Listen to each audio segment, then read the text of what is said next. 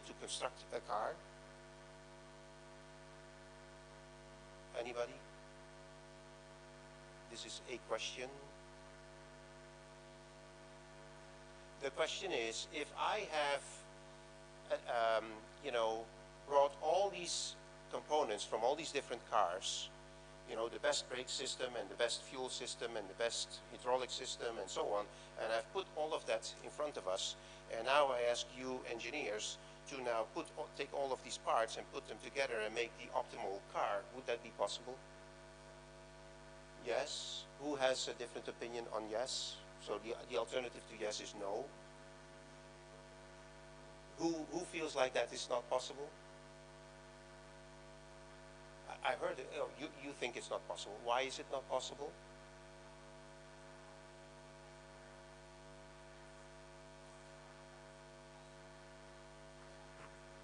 Do you have a mic over there? You just press the button and then everybody can hear you. So each part best on its own may not be best when put together. Okay. Why? The utility may be different. Huh? Utility may be different. Utility may be different. How about, would a Mercedes brake system work with a Toyota fuel system? Would that work together? No. No. What's missing? Well, it's coming from different models. Correct. So what's the problem? The problem is that Who said that? You won the prize. It's interoperability. See, these parts have not been configured, have not been constructed to actually fit together. That's why it won't work, right? So I hope that you start to see the picture now as where I'm trying to go to. So now, back to economic growth, do we have a visual? Yes, please leave this slide on because that is, thank you, Rosa, you've been wonderful. Thank you so much. So here is the picture. Yes. Okay. Yeah, that's fairly simple. I think I can do that. Okay.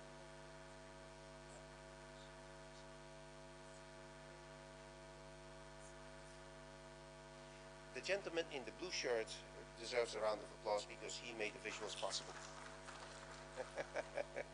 Thank you very much, sir, with the blue shirt. Do you have a name? Adam. Thank you, Adam. All right. So, yes. So now back to how we look at it from a systems perspective. So the slide I am showing you here, and this is again to stir up the discussion because after this slide there's one more and then I would like to shut up and I would like to hand it over to you to start giving me some ideas, is the following idea. For those of you who are seeing a systems diagram for the first time, I'll walk you through it. The concept is fairly simple. You see these arrows and they have plus signs on it, which means that, let's take infrastructure development. If infrastructure development grows, so if there is an increase of infrastructural development coming in, then the capacity to absorb technology will increase. I'll give you an example. If today you know that there's something called the App Store, whether it's Android or whether it's Apple, it doesn't matter. There are I don't know, millions by now of applications around that people can download and they can work with. That's one phenomena. The other phenomena is that large IT companies are moving away from telling you that you should buy software and install it on your computers. They actually invite you to join them on the cloud. Now, for you to be then able to have a decent response time using these applications, it suggests that there is enough bandwidth in the network to actually properly interact with a server that sits somewhere and you using your computer locally. If the bandwidth is limited, then your capacity to actually use that new technology will be limited as well. So the input here would be infrastructural development in that, for instance, fiber optic would be generally available, and not just available but also affordable, so that everybody really can connect and then use that technology. Right? Does that make sense?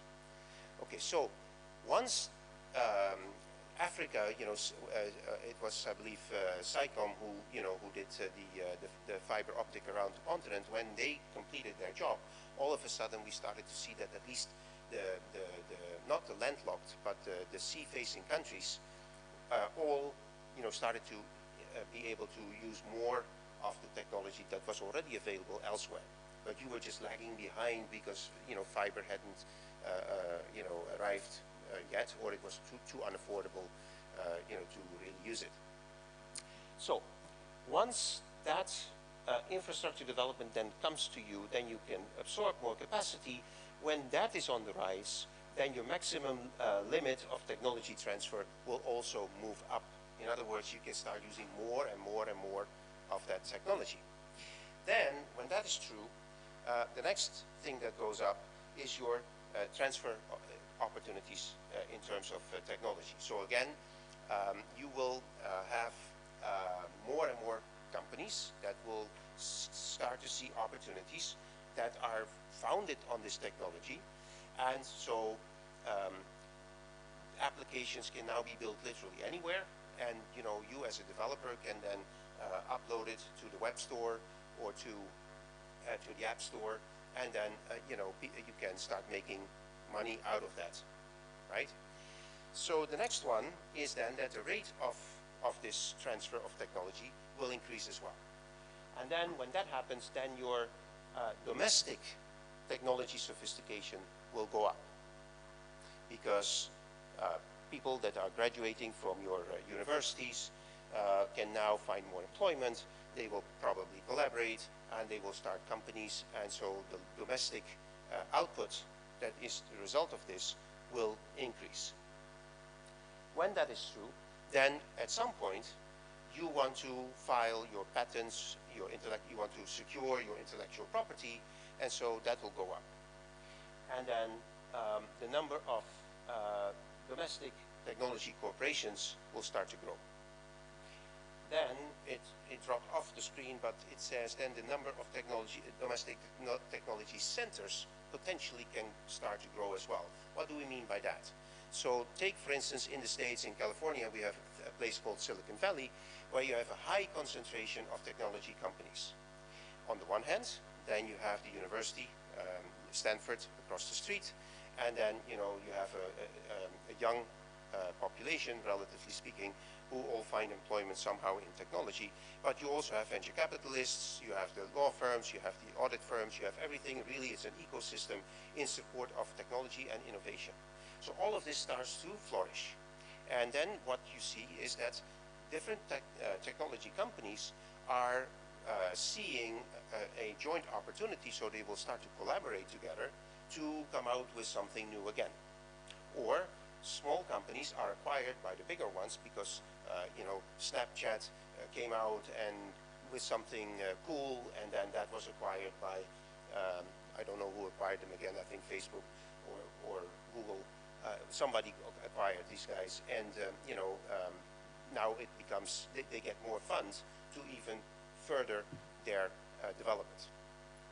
So with all of that, then we close the loop, because now from these higher number of tech and these tech centers, we then, when the tech centers start to grow, that's what happens next.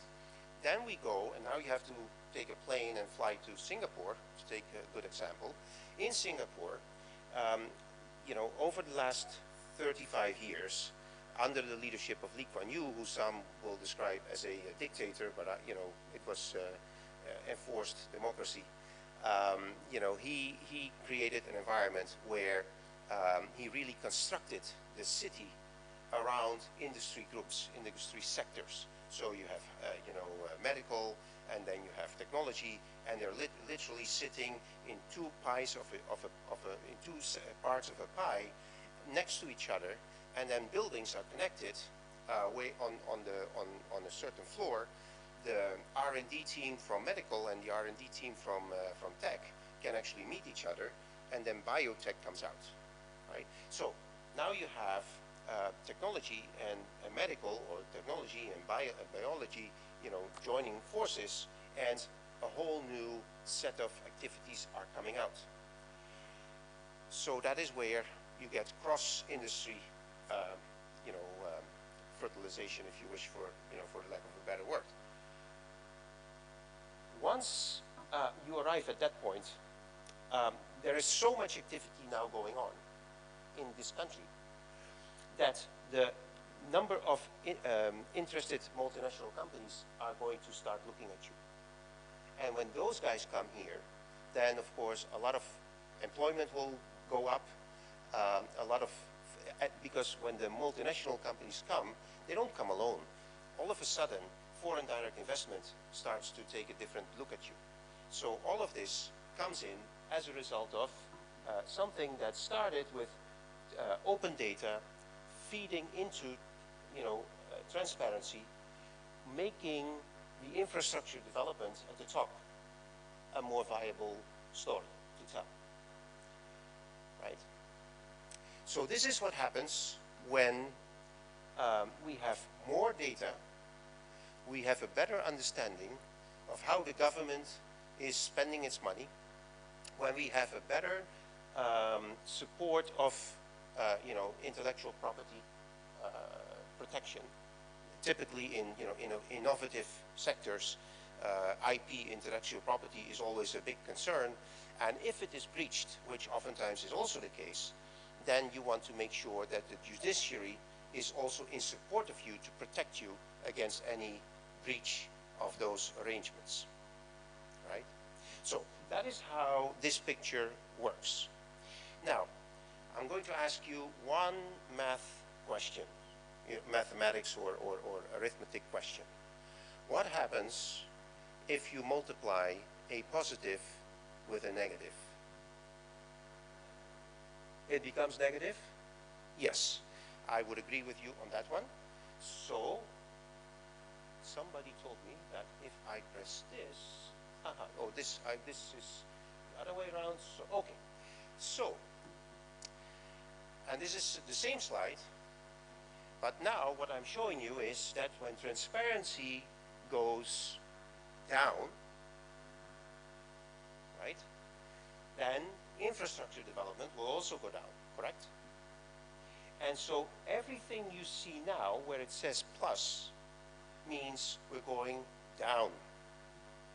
So this whole system will start to collapse. Okay. So I hope I have made it clear with this simple visual what the significance is of having open data in support of transparency, because if those two components are not there, then none of this will go in the right direction that you would like it to go. Is that clear? Yeah? So then I can go home. Good. No. No. So I won't go home. Sorry. All right.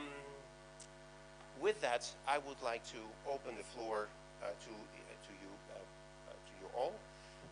I suggest we do two things. If you would like to either ask questions, or if you would like to tell me what you see in this model as missing, or you would like to ask me, okay, so how does this translate to, for instance, creating an opportunity for a small enterprise. And by the way, I've taken an IT example here, but this could be equally applicable for agriculture or for any sector. It doesn't change the dynamic at all, right? So if any of you would like to ask me a question, or would like to make a suggestion on how you see this applicable to your country. I mean, I don't know if you're all from Ghana. Maybe we have some people from other nations. Then please tell me the country you're representing, state your name, make a suggestion, and if it's if I can be of help in terms of furthering the discussion, then I will do that. Don't monopolize the time. We have like quite a nice number of people in the room, so I would like to give the opportunity to all of you to have your fair share of airtime. Who would like to go first? The gentleman. Thank you. I'm Sonegitu Ekpe. I come from Nigeria. I work with the subnational government. Mine is a question. How would this support governance approach, taking into cognizance our culture and religious belief that has always put us apart? Yes. Unfortunately, you know, I spent when was it? On Wednesday, I gave a small lecture on doing business across borders, and I touched upon the cultural side of things. But if you remember, I don't know if you saw the couple of slides that I had to go very quickly through this morning. There was one which is one slide which deals about mental models. And to your point, this is what happens. We have a certain amount of data available, and when we look at the data, we will, first of all, we will make a selection of the data. We use our senses to see or to read data. Then we will apply our filters, and typically, unfortunately, but typically, we have a certain view of something, and then we will start looking for data in support of that view. Unless you are a trained researcher who knows that if you have a hypothesis, you want to find data to actually to defeat it and to prove it wrong rather than right, to make sure that you have not missed out on anything. But the typical, approach to things is that you take, you're looking for data in support of your views. So then the next step is that you, and here's where the culture comes in, the next step is that you will apply meaning to this data based on your culture or based on your personal experience, education level, your set of values that you typically adhere to. And with that meaning, now you are again reducing the neutrality or the objectivity of the data. Then the next thing is, with that meaning that you have added to it, now you start drawing your conclusions. And those conclusions will then be, will then add to your belief about what is, how do you see the data, okay? And that belief of yours will then trigger action. Now, when that action is taken, a certain new situation will occur as a result of the action that you took. And that will then prompt you with a new set of data. And now you're again in a loop. And so now you repeat this over and over and over and over again. And so you're from Nigeria, and in my previous life, when I was in Nigeria and when Johnson was the Minister of ICT, the Federal Minister of ICT, I had a discussion with her because she was trying to stimulate innovation out of Nigeria around IT. There are a lot of creative Nigerians, and there's Nollywood, and there's all these other things. And so, her question was like, what kind of an environment can we put around to protect all this innovation, to protect the intellectual property of it, and so on and so forth.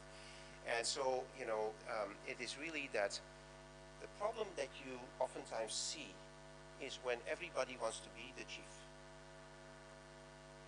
And you have to let go of that notion, which is very difficult. But the way to get out of that straitjacket is to start to see the bigger picture.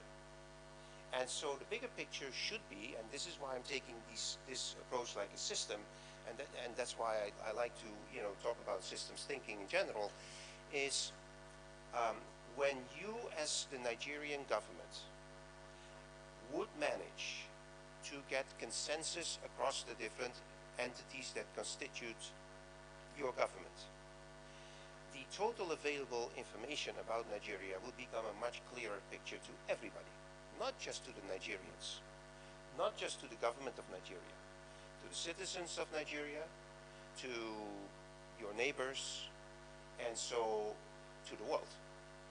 And you have a large diaspora in the UK, you have a large diaspora in the US, and all these Nigerians are going to elite institutes where they get their PhDs, and these are very talented, very smart people with a lot of great ideas.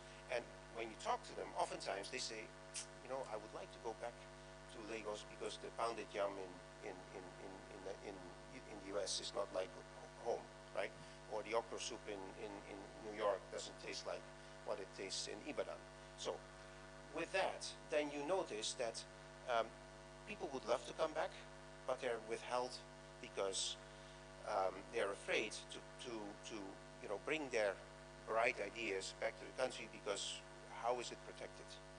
And that is why you have such, well, that's one reason why you have a brain drain oftentimes out of these countries, and a lot of this good stuff is lost to the country. But back to your question, how do you address it? It's really to start showing people that there is enough for everybody. And that if you think that it's like a soccer team when you have 11 players who each want to be the prima donna, then you don't win. You only win if you play as a team. And so that is the first step that you need to overcome. Now, how do you incentive people to work as a team? By rewarding the team effort rather than rewarding the individual's effort. So if you put incentives in place for people to really share information and reward the effort of sharing rather than reward the effort of protecting, then maybe these things will come about. And like in every change management effort, you need to find, first of all, you need to create a vision as to why we should be doing this. What is the benefit that we will get out of it when we will do it?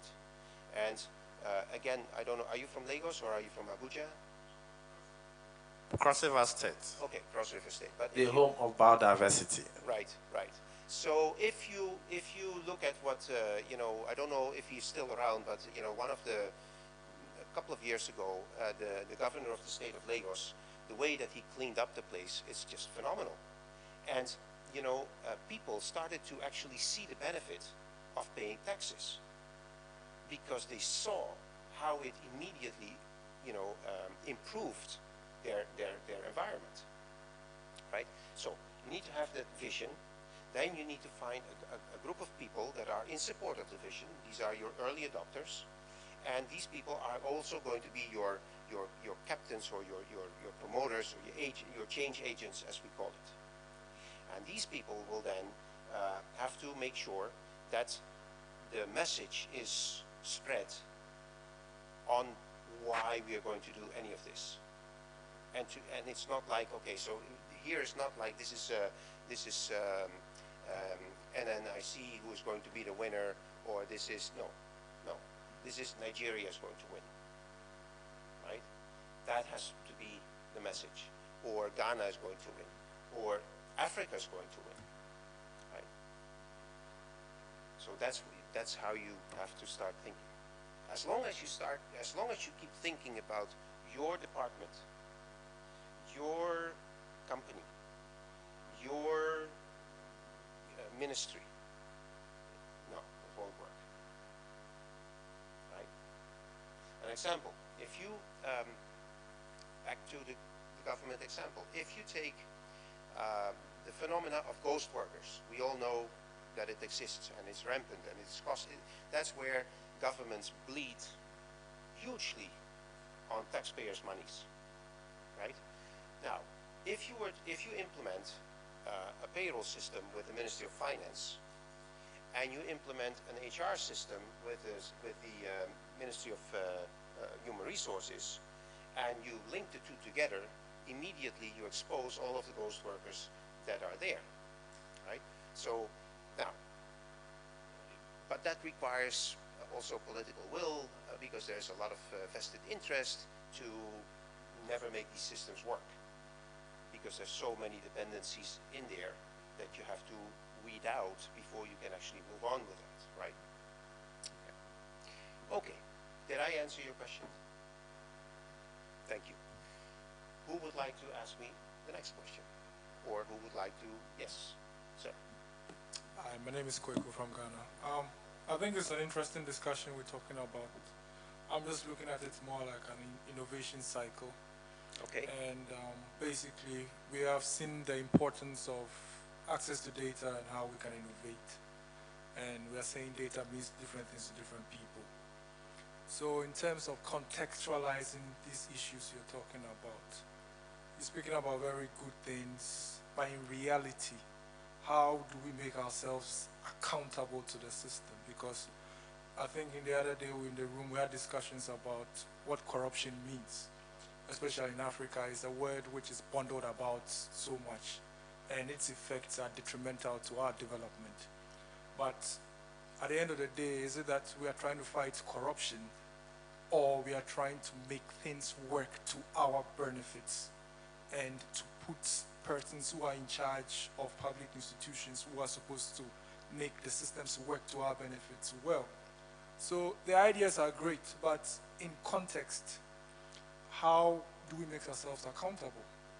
You know, because if I walk out of here and I think the regulation is that I have to do this and I don't do that, or I try to push a person who's in charge of that, how do we make these things accountable? They are bright ideas, but in reality, how do we make these things work? Okay, all right. First of all, let me put it this way. I have worked in over 35 African countries over the last 20 years. And what I always hear is that we in Africa are so corrupt. Where I would like to at least tell you this, as far as I'm concerned, corruption exists everywhere in the world. It is not a typical African thing. It's clearly here as well, but it is not, you're not the only ones. Corruption exists literally everywhere. Okay. Now, how do you go against that? First of all,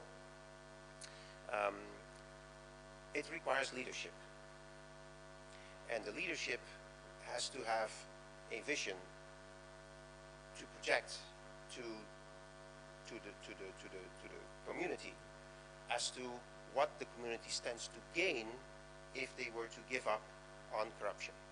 See, corruption is a short-term gain to an individual, whereas transparency is a long-term gain to everybody.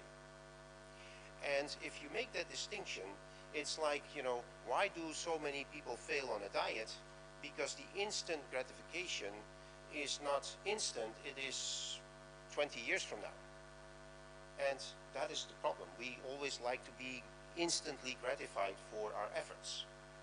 And we think that with corruption, by corrupting somebody and by being able to skip the queue and do all these things that we want to do, you know, we are better off.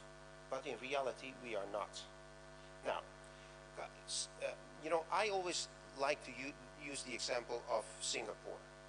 Why? Because Lee Kuan Yew at the time, when he came into power, he was facing a very corrupt system. And it started literally at entry in Shangri-La, at Changi Airport, when you arrived, you know, in Singapore, or through the ports by the seaports. And so, in order to get rid of the first encounter with corruption at customs in Singapore, he brought in a Swiss team of customs people, and they were literally job shadowing the local customs people. And they were training these people on the side, and they were like under a microscope. You know, everything that the local teams were doing were monitored. And so step by step, he was ruling this out. And constantly, he was making people aware of what people were standing to gain out of this exercise. Some 15 years later, the ruler of Dubai was inspired by the leadership of Lee Kuan Yew and went to pay him a visit and asked him for guidance, because he knew that Dubai was one of the poorest emirates in terms of oil reserves, and he realized he had to do something different, you know, for his state to continue to exist economically. So when he went there, he came back, and I don't know if any of you have ever traveled to Dubai, but you know, when you come to Dubai, at some points during the day, there are so many planes arriving that in the arrival hall, you know, it's like, in spite of how much effort they make to keep these airports expanding, you know, it could take quite a while before you would clear immigration. And so there were these people, like you find them in any airport. They carry a badge, and they come to actually pick you from the gate and walk you through and kind of skip the queue and take you through quickly. It was called the well, before even that, but let's say it had a name. And then you know, these people would come in, and the way they would do it was by bribing the immigration people to say, oh, you know, this is a very important person that is coming, and we can't keep him waiting, and here's something for you. And then they would pick up the guy, and then they would walk him through. The immigration guy was happy because he had something, and then, you know, the guy was happy because he didn't waste hours in the queue, and of course the guy who did the service was richly paid. And because the government was, you know, after the visit that they had spent to, you know, to Lee Kuan Yew, he was given some ideas, and he said, okay, so if there is a demand for such a service, why don't you institutionalize it? Why don't you commercialize it? And then all of a sudden, the Marhaba service came about, and now officially, your secretary can book, you know, an appointment with the Marhaba services, and these people will then be, you know, legitimately available to you to pick you from the gate, do the same thing they were doing under the radar. Now they do it above the radar. You see, so in both instances, it's the leadership, and it is the constant repetition of sharing the vision, sharing the, you know, communicating the vision through a concise message that you at large are winning if you give up your individual, you know, short-term greed or short-term, you know, need to do this for yourself rather than doing it for everybody. Yeah? Look, it's like, I'll give you another, it's not corruption, but it is to take you to where, how vision or leadership or willpower can make things different. In Europe, there's a country called Holland, the Netherlands, and they were one of the first countries to embrace the legality of certain drugs. And I am not in support of that, but what is clear, if you look at statistics about it, is that in any country where, you know, you have a very severe drug policy, the whole drug business is of course criminal, and then all the effects of it are horrendous to society.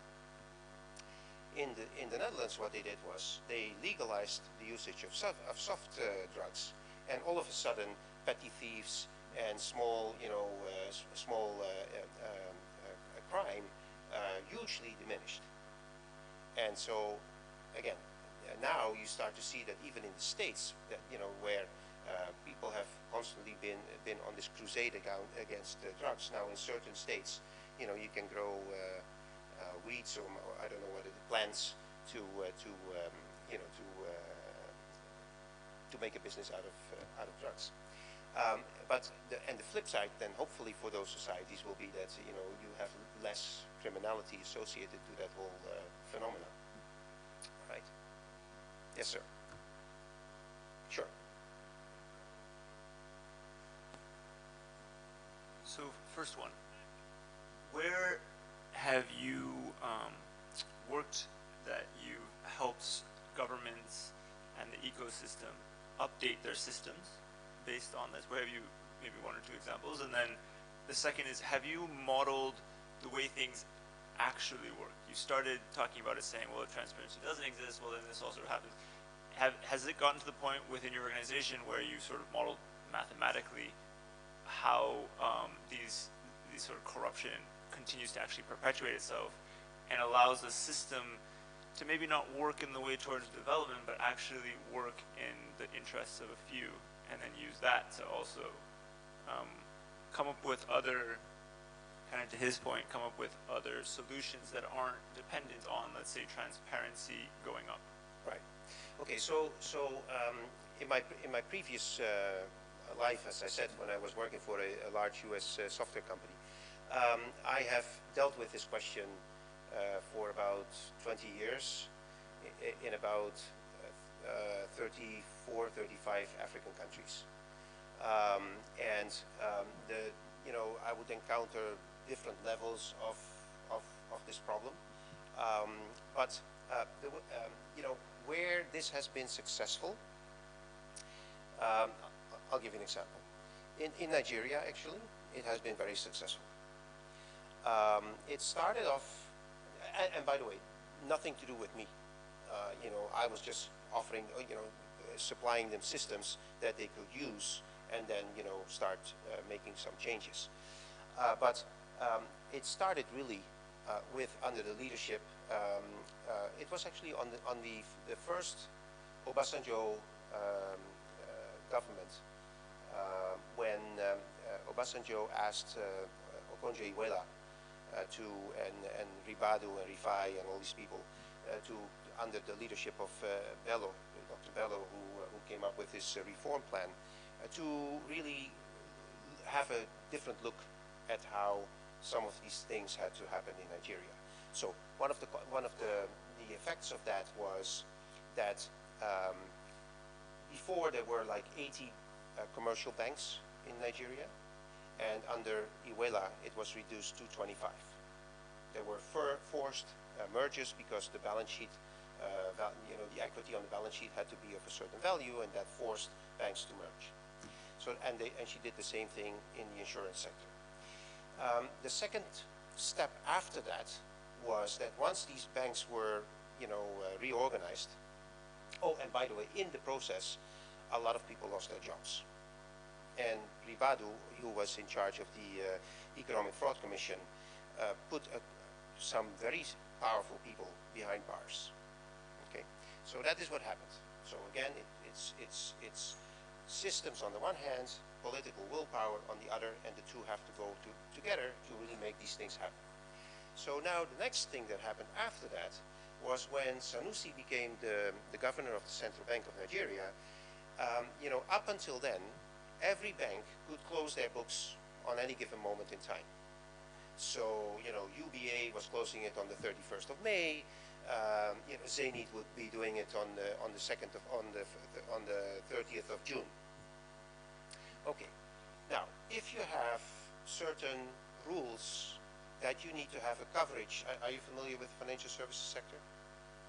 Okay. So, you know, as a bank, you need to have a certain coverage for your outstandings, so that in case that everybody claims their money, that you have, that you can, right? It's called coverage. So, you know, the central bank noticed that a lot of these banks were not respecting the coverage ratios that they had to cover. And so what they would do is, and I'm making these names up, please don't quote me.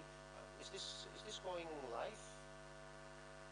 Yes? Okay, so, okay. So Bank A would close their books on, let's say, the 31st of May. At that point, their books would look horrible because you know a balance sheet is a snapshot. So at that particular point in time, your coverage was way out of the window. So what they would do is they would call a friend at Bank B and say, can you make me a temporary transfer? And so Bank B would transfer to Bank A such that the books looked wonderful. Great.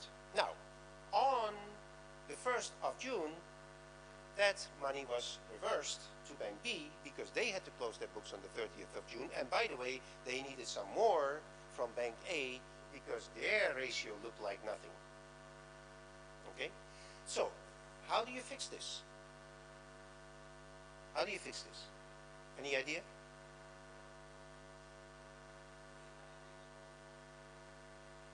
Exactly. So, Sanusi said, ladies and gentlemen, as of now, all of the banks in Nigeria will close their books on the 31st of December. Game over. Right? So it's a, listen, this is not rocket science. This is, you know, the easiest thing to think of. But as long as you allow these kind of crazy things to happen, then of course you see all these, you know, transfers taking place, and there are actually no transfers, right? With no justification other than to cook the books. And so that was ruled out. So again, two examples whereby the solution is really, you know, trivial almost. But it's more of on the political willpower side to decide on that. And as I said, you know, there was a gentleman in Nigeria who was in charge of the EFCC and who, you know, put a number of people behind bars, and these were very, very powerful people. And so at some point in time, he had to leave the country because, you know, he had made a lot of enemies. And sometimes that's not good for your health. Right? So, yeah. Now, in terms of have we measured these things? The answer is yes. You know, because actually, you know, the nice thing about this is you can model these things. You can put it in a simulation system, and then put, you know, the variables in there, and then you can run simulations, and you can immediately quantify how this would work out. So especially around, you know, revenue collection. And then you start to see if you really were to collect all the money, all the tax money that you would have to collect, then how would that then spread over? And then you can start putting you know, the recipients of it, and then you can start running the simulations, and then you can see that as a result, now, you know, not only have we better roads, but now all of the users of the roads, you know, so your transport density, you know, will flow better, and. So based on those simulations, you can then start to project how everything, you know, will work out all the way down. Because if, I don't know, have you been to Lagos? Okay. Oh, okay. So you know what I'm talking about. So if you have to go from Ikeja to Victoria Island, you know, in the old days there were like 2 bridges, and on a bad day it could take you, you know, 11 kilometers. It could take you like 3 hours, right? Now they have added some bridges, and now the whole flow of that you know, traffic has greatly improved. Not only that has improved, because that's just what you see. But, you know, people had to leave home oftentimes at 4 or 5 a.m. in the morning to just reach office at 8 o'clock. And then there was no point of leaving the office by 5 because they would hit traffic again big time. So people would stay, you know, until 6, 7 o'clock in the evening before they would go home. By the time which they, you know, because of power outages, they couldn't have a cold drink when they would be home unless they would have the generator running the whole day. So all of these things start to then improve or can improve when you can show to the people how this will drill down all the way down, which is in support to the vision that you want to then share with people, and the way that you can communicate it, because you can actually show the data on it, right? Yes. Yeah, I'd just like to make sorry I got it late, so I might be a bit out of context, but I love this graphic here. It really kind of fits the central circle there, fits the context of Tunisia. Yeah, because you were not, I will give you the other one, which is actually a nicer slide, because, yes, so sorry. This is the nicer slide. Okay, because, wonderful. Yeah, because the previous one was showing you the horror story.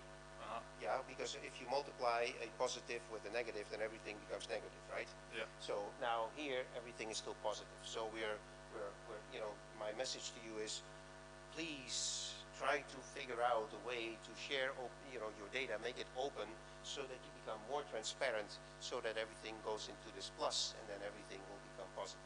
And that might be very related to my point, which is actually, in many cases, I think there isn't actually much corruption. And there's a perception issue. So, for example, my context, I'm from Tunisia, and you know, there's corruption in Tunisia just like there's corruption in every country. And particularly, I'm involved in IT procurement, and I'm very familiar with the local IT industry with regards to government contracting. Yes. And I've also done a lot of contracting work, you know, in other governments around the world, right? So I'm familiar cross borders. And there's a huge perception in Tunis that there's massive corruption, but there isn't. It's just the system. And so, you know, here we have like technology absorb capacity and maximum limit of technology transfer, right? Yes. And the system is broken because what people's perception is that you've got these big IT projects and they're late and they fail, right? So obviously it's corruption, or the results are really poor, so someone's taking money. But no one's doing that. The system's broken. It'll be some ministry trying to do a good job. They're underskilled, understaffed, and under-budgeted. They'll take on a technology project too advanced, right, which will then fail, and the negative cycle continues. Correct. So one of the ways to improve that, and I've seen in other countries, is to publish procurement data. Yes. So once people know that you know, Yes. these are the budgets for the projects, and Yes. this is how much the company's getting, they'll think, oh, maybe it's not procurement, maybe there's you know, actually some other problems. Another great example in Tunis is customs. Big perception of huge corruption in customs. Yep. Again, I'm sure there is, right, just like every country. But a lot of it's also reform of the underlying values and the vision, because oftentimes customs is just doing their job, right? Their job is to stop goods coming into the country. That's their job. Yes. And so, you know, when you have problems in an IT industry where, you know, young people can't get the right technology or the latest technology, you know, the latest circuit boards or drones or things like that, people have this perception that customs are corrupt because they're stopping this stuff coming in. It's not corruption. They've been told by the political leadership, don't allow these products in because, you know, for whatever economic policy, we're going to make them here or something like that. So yeah, I think perception is really important because, you know, once you identify that's not corruption, that's a systemic problem, then you can solve that way. And, you know, this is corruption, so, you know, Yes. do these kind of simple policies that you mentioned, for example, changing the bank date has massive Yes. outcomes, yeah. Yes. No, absolutely. I totally support you on your points here. It goes back to how do we communicate about things. I'll give you two examples to your point. The African Development Bank, who initially was based in Abidjan and then moved to Tunis and then moved back. When they were in Tunis, I met with the governor of the center of the African Development Bank, sorry, and you know, because we were helping them to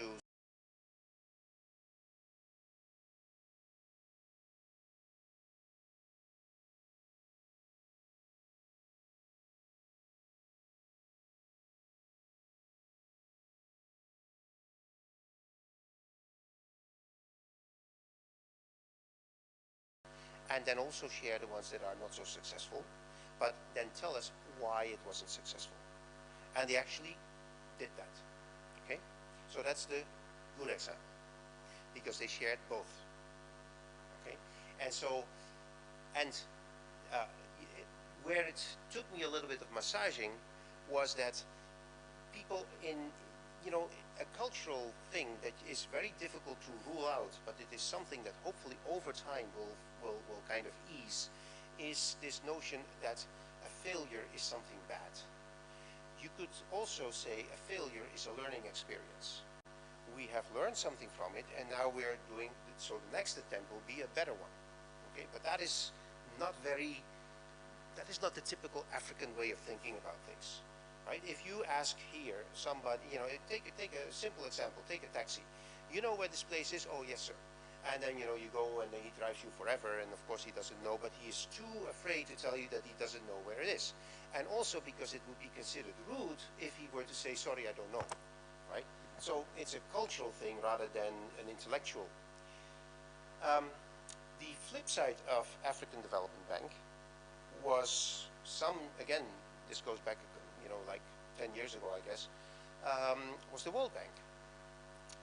I asked the same question. I said, you know, when Wolferson was installed, I asked him, I said, so why don't you publish all the projects that you have funded and tell us the ones that succeeded and the ones that didn't, and, you know, give us the reasons why it succeeded and why it didn't succeed. And again, you know, and in that case, you know, actually, you know, they were not very keen, and the answer I got was, yeah, nobody's interested in good news. I said, what? You are, at the time, they were still a very significant funder to Africa. And, you know, so, again, the guy at the top didn't see it was important. I said, okay, fine, you know. But, yes, there are many reasons why certain things don't happen. And as long as we keep those reasons a secret, the general perception oftentimes can be going in a direction that doesn't deserve it at all. So, yes, I totally agree with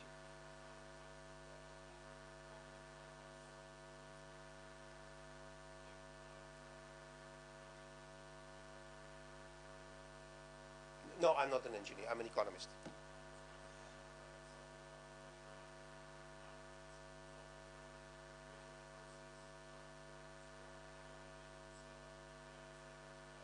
Yes, yes, yes.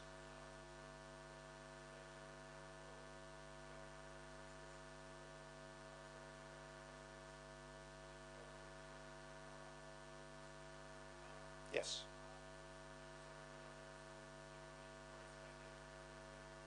Improve. Yes. Yes. Yes. Okay. Somebody was kind enough to show me a sign that we have 5 minutes left. So probably by now it's 4 minutes. So we have a question over there and a question over there. Sir, I'll take him first and then I will take you. Yeah, I mean, mine is So, go ahead. I have two quick short questions. The first one is, I see this as a slice of a complex in terms of the real world situation. This is just a slice of a big cake. Oh, absolutely. And so, if you put other systems on this which are running on their own and the complexity becomes larger, would you say that open data is that trigger that can perhaps unwind all the complex systems so that it becomes positive Yes. for all the sector? And then the second one is, using your own words, if you multiply negative by a positive. We have 7 minutes. So Yes. 3 and If you multiply, like your mathematical model, if you multiply negative by positive, it becomes negative. Would you say, for example, in the second model, if you brought open data or any other thing, and you had two negatives and you multiply, would you think that it could, and I'm thinking something like that, it could generate positive effects in the system? And what do you say about the system which comes from two negatives but kind of deliver positive outcomes? yes. So, so first of all, your observation is correct. This is a subset of a much bigger picture. Okay, this is just a subset. I did it not to overload you, and I did it because otherwise, you know, we don't have time in this amount of time to even cover a fraction of it. Of course, all of this is part of much bigger. You know, some people like it, some people don't like it. You know that we are all connected, regardless of where on the planet we walk. We're all connected.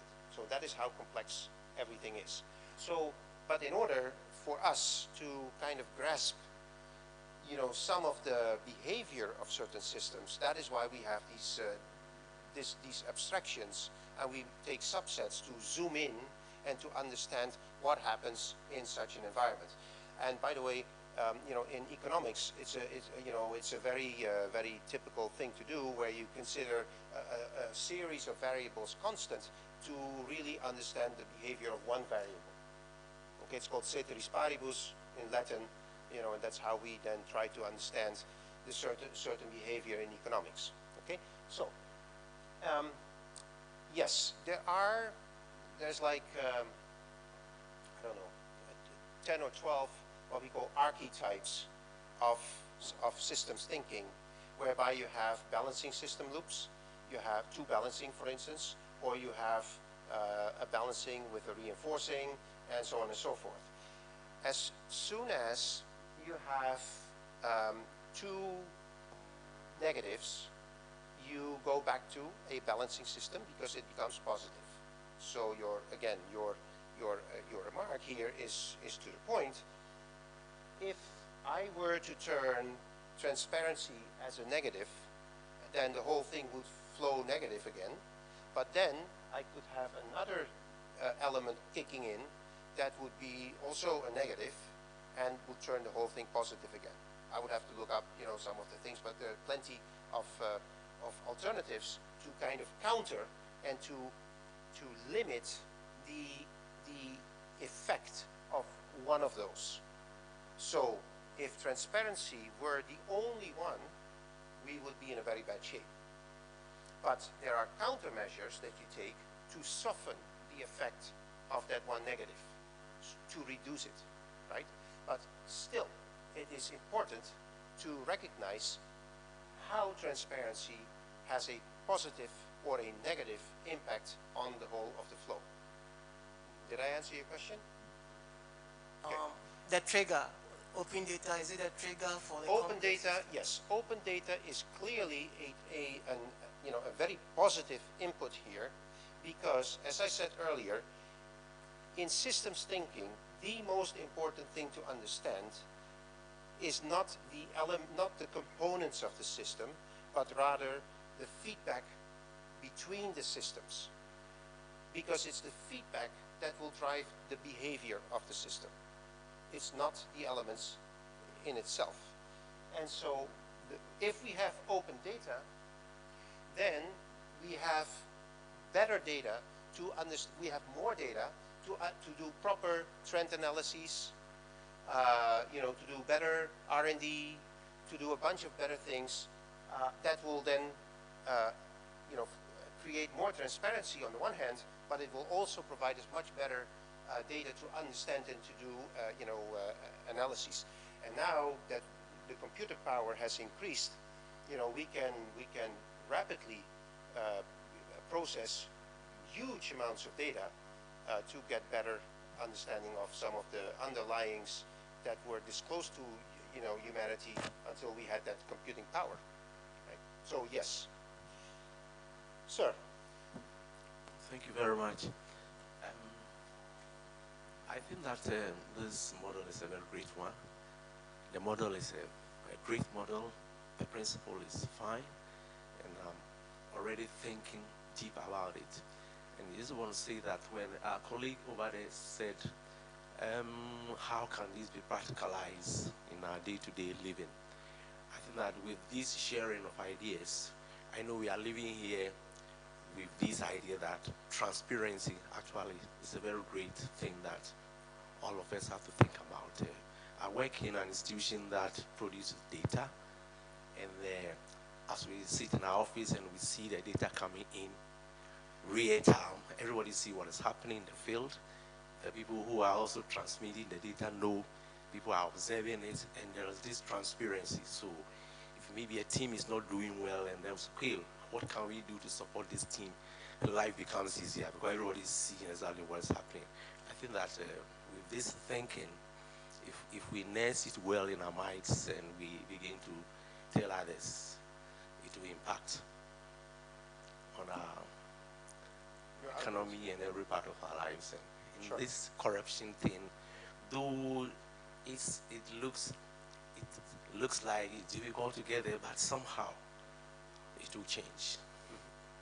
And finally, the participant here, the last contribution he was making, I was really interested before we went to this round of questions, if you could highlight some of the things I did not The actually gentleman hear. over here? Yes. Yes. So what the gentleman said was that sometimes, or many times actually, we place everything under the umbrella of corruption where it doesn't belong under that umbrella, simply because we don't know what the real reasons were that something didn't succeed. Because we are maybe too proud or too shy or too, you know, we lack the confidence to share that we were understaffed or we didn't find the skilled resources to actually, you know, do the work, or the political will was not there and we deliberately tried to make the project fail, because that happens a lot of times, especially when there is, you know, vested interest that actually runs against a successful project. So there's all these components that are there, and then if we don't properly inform as to why certain things didn't succeed, then it is very easy and very tempting to brush everything with a bright brush under the carpet of corruption, where it doesn't belong there. And actually, by cleaning the house, by bringing it to the open, you know, we could start realizing, like, oh, so we need more of a certain skill set. Let's invest in education. Or next time we budget for this project, we have just been overly optimistic, and we haven't taken into consideration a bunch of elements, you know, because we just thought that it was going to fly, and sorry, we made a mistake. Let's properly budget it next time, and then we will succeed in time and in budget, right? So that was, did I paraphrase you well? Good. Yes. Okay, sir. You're going to ask me the last question, because otherwise I will get into trouble with the organizers.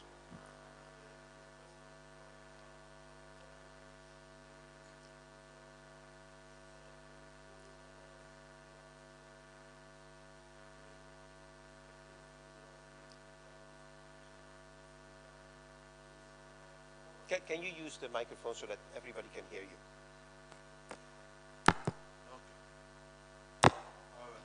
Okay, so I'm saying that the flow chart here portrays the ideal situation.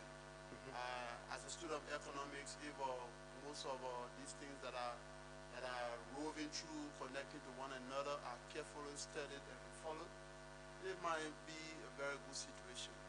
While it's true that we still have a situation, a lot more to do to have this open data situation across Africa, but to some extent there are some data sets available. In some instances, the ideal situation is not followed. Meaning, for example, if the government or some intervention agencies want to construct a particular infrastructure, they might not use the data set that is being made available, even though there are limitations or there are hindrances in getting the data set that is being required. But in the meantime, what is being made available, they might not be interested in using it, but rather they might just look at situation from the blue sky and say, we know that this is needed here. For example, you go and build a high school, a full-fledged high school in a community where you have like about 30 persons. That's not needed there. So some are like individual driven or individual center, most often maybe by politicians, just to suit their own desire. And so in a nutshell, I'm saying that while it's true that we still have a challenge, a huge challenge in having access to data, open data situation, but in some instances there are some data being made available, but it's just an issue of usage and making decisions for the greater good of the population. Right. Yes, so true, and I would add to that again, in terms of perception, back to your point of perception, you know, I think it was Mr. Saki, who is from GCNet, who made that remark on Wednesday, where he said, you know, isn't it sad that when people are looking for data about Ghana, that they will typically go to the World Bank rather than looking at the data that is already available here in Ghana, which is also to your point. And so, you know, I've been thinking about that statement because it really kind of triggered some thoughts in my head, and I go like, yes, that's actually true. And by the way, I am a victim of, oh, no, not a victim. I'm guilty of that myself as well, because oftentimes when I look at data for some of the countries here, I also go to the World Bank or I go to some other places, and you know, the reason that I tend to do that is when I look at data sets that are available here in Ghana about Ghana, and I start comparing data, then I, unfortunately, oftentimes find inconsistencies or even contradictory, you know, information. And I go like, okay, so hang on, who can I trust? And now, in terms of perception, somehow in my head, when I hear World Bank, it has I have this mental model that the World Bank is the kind of source to go to, and everything that they produce clearly doesn't require any questioning, which is of course absurd, because if you look a little bit further and you start looking at some IMF reports, you may find that, you know, IMF data and World Bank data are equally contradictory at times. And so who then do we go to? So, you know, so it's true. It comes down to the perception and the mental models that we carry as to whose data we trust. Open data, hopefully, will support the improvement of the image of the sources that provide the data. And on that point, I would like to close, and I think I have to make a logistical announcement. Let me see if I understand this. Session ends at 13:40. Is that like now? That is like now. Yes, good. What is that? Something in, okay. Oh, photo. There's a photo in the main hall at 13:50 sharp. So guys, if you want to be on a picture, then by all means do your hair and make sure you're there on time. There's lunch from 2 to 3, and you have to be back in the main hall at 3 p.m. That's 3 p.m. Swiss time, not Ghana time. Okay, so be on time, please. Thank you very much.